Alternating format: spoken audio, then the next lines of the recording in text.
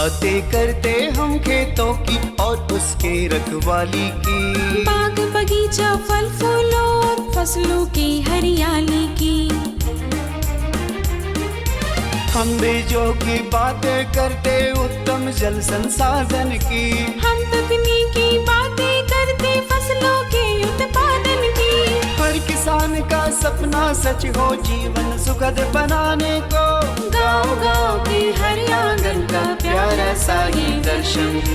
कृषि दर्शन, कृषि दर्शन, कृषि दर्शन, कृषि दर्शन, कृषि दर्शन, कृषि दर्शन, कृषि दर्शन, कृषि दर्शन। नमस्कार, जोहार। कृषि दर्शन कार्यक्रम में आप सभी का स्वागत है। मैं हूं नमिता।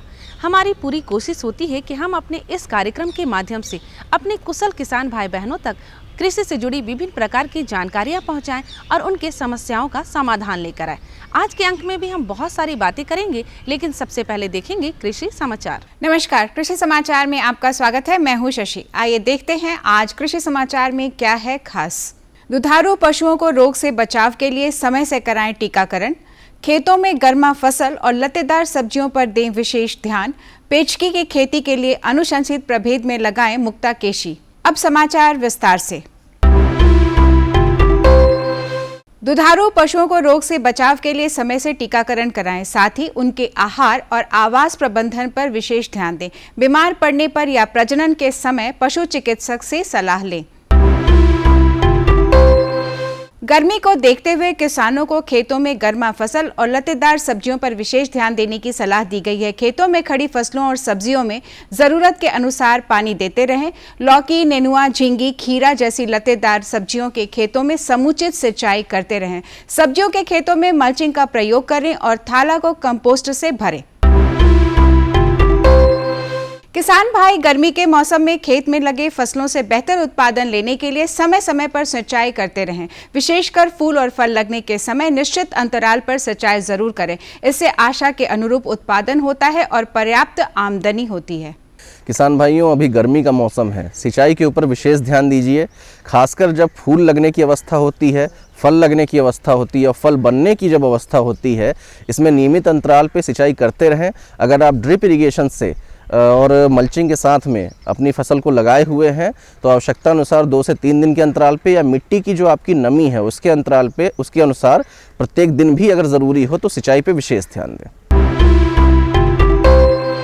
पेचकी की खेती से अधिकाधिक उत्पादन लेने के लिए 1 टन बीज प्रति हेक्टेयर लगाएं। कतार से कतार की दूरी 60 सेंटीमीटर और बीज से बीज की दूरी 40 सेंटीमीटर रखें। बेहतर उत्पादन के लिए अनुशंसित प्रभेद में मुक्ताकेशी, बिरसा अरबी 1 लगाएं। पेचकी की खेती के लिए समुचित जल निकास वाली बलुई दोमट मिट्टी उपयुक्त है। गर्मी में समतल जमीन में खेती करें। बुआई के बाद सूखी पत्तियों से ढक दें। कोशिश हो 25 ग्राम के स्वस्थ बीज कंदे ही लगाएं। लगाने से पहले बीज कंदों को 0.1% कार्बेंडाजिम और 0.1% मिथाइल डिमेटोन से उपचारित करें। साथ ही 7 से 10 दिनों पर सिंचाई करते रहें। किसान भाई खेतों में बीज और खाद छिड़कने के लिए फर्टिलाइजर कम सीड ब्रॉडकास्टर नामक कृषि यंत्र का प्रयोग कर सकते हैं। इसकी कार्यक्षमता 2 एकड़ प्रतिदिन है। आज की विशेष जानकारी है भिंडी फसल में बिना रासायनिक कीटनाशी दवा के कीट नियंत्रण के बारे में। किसान भाई, यदि आप भिंडी फसल लगाने जा रहे हैं या लगाए हैं तो रासायनिक कीटनाशी दवा के बिना बंधक कीट और फल छेदक कीटों का रोकथाम कर सकते हैं। इसके लिए भिंडी फसल वाले खेत के चारों ओर मक्का या ज्वार फसल लगा दें। ये कीटों को रोकने का काम करता है।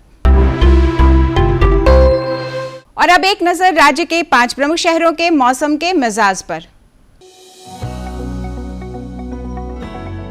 आज राज्य के 5 प्रमुख नगरों के अधिकतम और न्यूनतम तापमान कुछ इस प्रकार दर्ज किए गए। रांची का अधिकतम तापमान 37 डिग्री सेल्सियस दर्ज किया गया।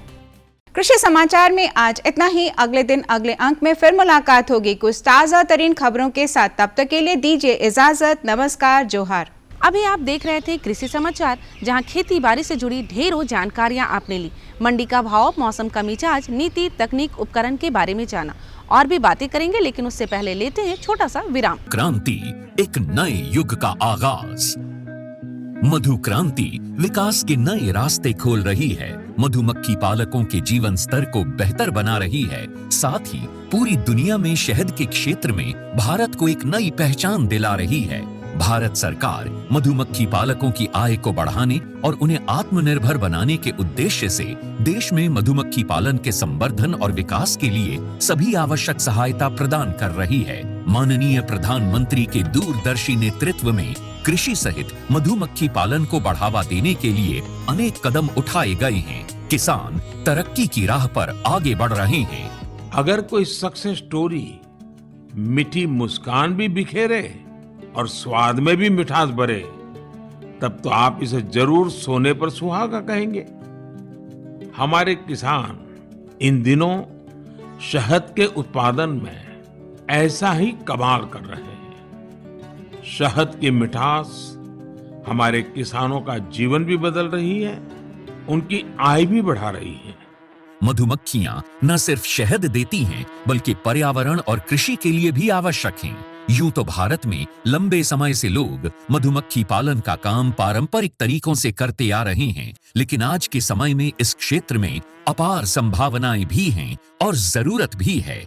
मधुमक्खियों की इसी जरूरत और योगदान का जश्न मनाने और इसे और बारीकी से समझने के लिए ही मनाया जाता है विश्व मधुमक्खी दिवस। इसी आवश्यकता को समझते हुए 2020 में राष्ट्रीय मधुमक्खी पालन और शहद मिशन की शुरुआत हुई। उद्देश्य स्पष्ट था, मधुमक्खी पालन के कार्य को वैज्ञानिक और तकनीकी रूप से विकसित करना और ज्यादा से ज्यादा लोगों को इसके लिए प्रोत्साहित करके मधु क्रांति के सपने को साकार करना।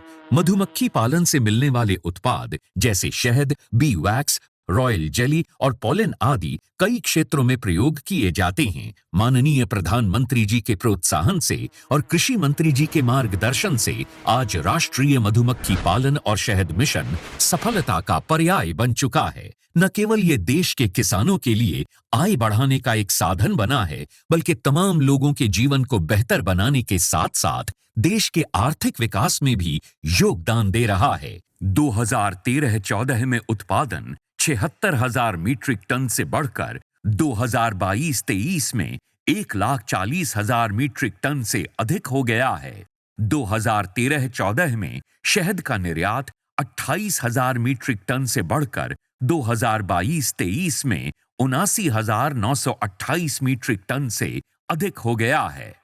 3 विश्व स्तरीय अत्याधुनिक टेस्टिंग लैब और 31 मिनी शहद टेस्टिंग लैब स्थापित हुई। राष्ट्रीय मधुमक्खी पालन और शहद मिशन की कामयाबी सिर्फ आंकड़े ही बयान नहीं कर रहे, कहानियां खुद इसकी सफलता की बानगी पेश कर रही हैं। मैंने 1990 में मधुमक्खी पालन शुरू किया, 2 बॉक्स से शुरू किया और आज हमारे पास लगभग 4,200 बी बॉक्सेस हैं। लगभग 17 तरह के हनी हम लोग प्रोड्यूस करते हैं, जो डिफरेंट एरियाज़ में बी को माइग्रेट करके प्राप्त होते हैं।